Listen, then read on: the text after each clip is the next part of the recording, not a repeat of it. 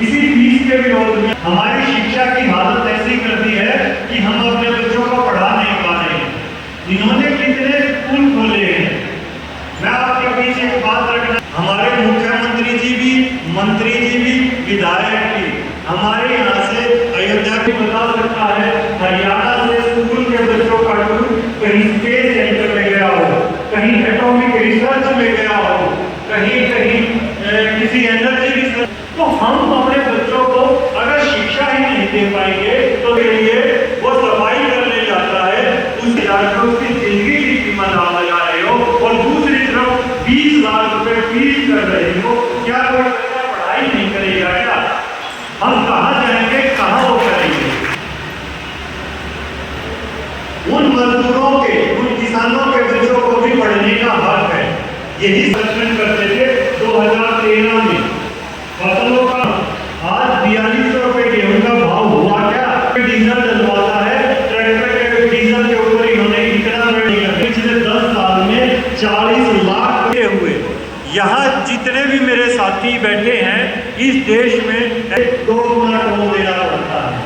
FASTag toll होंगे तो 2 गुना देना पड़ता है। कर्मचारी लग रहे हैं और सरकार, युवा वर्ग की आप हालत देख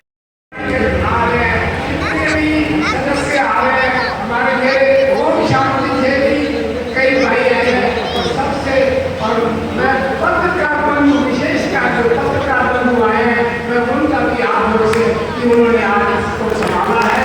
तो ये मेरे विशेष जो मेरे नरोवर परिवार से आए हैं, गुड़गांव से आए हैं, दूर दूर से आए हैं, हिसार से आए हैं, तो मैं उन सभी का हाथ जोड़ से यहाँ स्वागत करता हूँ कि उन्होंने एक छोटी काल से एक काल टेलीफोन कॉल किया और वो इतने बड़े संगठन के रूप में आए हैं। और विशेष हमारे जो ये सुल्तानी साहब है, तो इन्होंने इस मेरी कार्रवाई को आगे बढ़ाते हुए आगे ले जा रहे हैं। हमारे रिटायर कर सकते तुलसी जी हमारे और इनकी बहन भी आगे बढ़ाते जा रहे हैं। तो मैं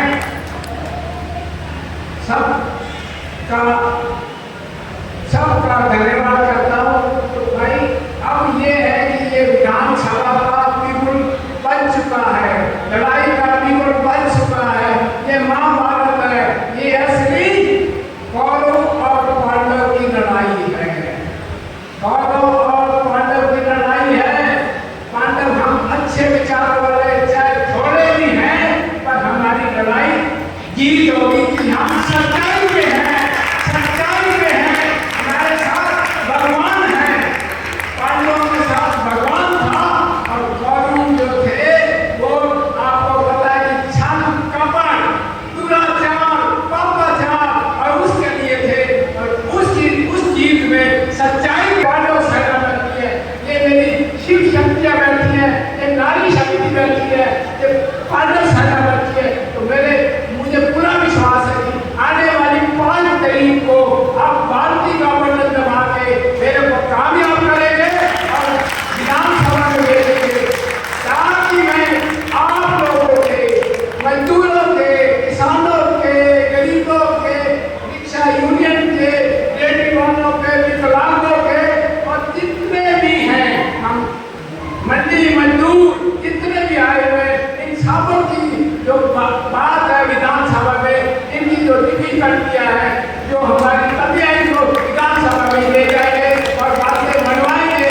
तो भवन निर्माण के मजदूर तो भाई कमाल कर रहे हैं। तो इनको मजदूर, मनरेगा के मजदूर, ये जो अपना जो पहले कितने दिन का देते थे, साल में देते थे, अब सिर्फ 28 दिन का है। बताओ 28 दिन में क्या बनता है?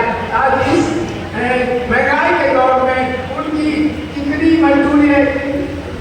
374 रुपए और 374 साल में सिर्फ 28 दिन। तो इन चीजों को देखते हुए कि मैं इन मजदूरों की बात को भी विधानसभा तक ले जाएंगे और इनको आगे बढ़ाएंगे। और बाकी जो मुद्दे हैं, सबसे बड़ा मुद्दा है 80 को जिला बनाना, 80 को जिला बनाना, 80 को जिला बनाएंगे।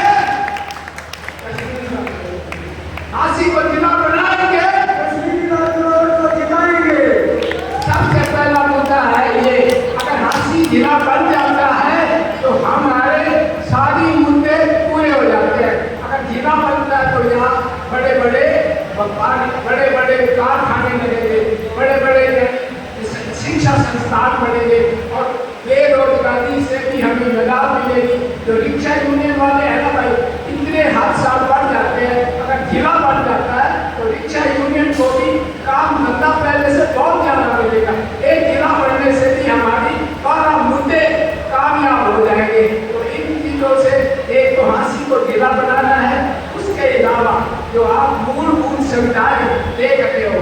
सबसे पहले मैं प्रॉपर्टी आईडी, मेरे भाई बैठे हैं, प्रॉपर्टी आईडी जो आपका लोगों ने चक्कर काट के तो टैक्स के रूप में उनको किसी का है तो दुगना तिगना उन्होंने बिल बना दिया और प्रॉपर्टी आईडी अभी तक कामयाब नहीं हुई। 10% लोगों की, 15% लोगों की सिर्फ कामयाब हुई है। अभी भी बेचारे वो घूम रहे हैं प्रॉपर्टी आईडी के लिए। और मैं आगे बात करूँगा, ये जो आप पैसा देते हो टैक्स के रूप में, जीएसटी लगता है, एक सुई से लेकर घर के जितने भी हैं उसके ऊपर जीएसटी लगता है 28%, 32%।